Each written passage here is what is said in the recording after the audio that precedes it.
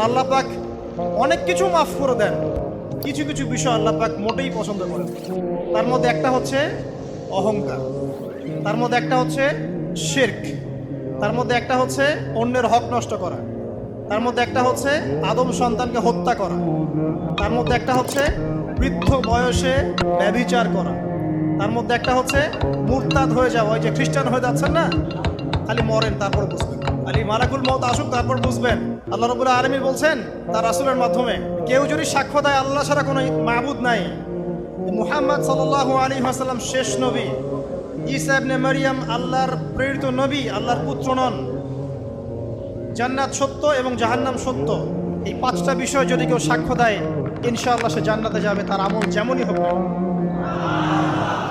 টাকার বিনিময়ে, চাকরির বিনিময়ে, সমাজসেবার নামে আর চিকিৎসার নামে ঈমান বিক্রি করে ফেললেন, সুবহানাল্লাহ সুবহানাল্লাহ। তোমাদের এই পৃথিবীতে বেঁচে থাকার চাইতে মাটির তলে চলে যাওয়া ভালো, আবর্জনার কোনো প্রয়োজন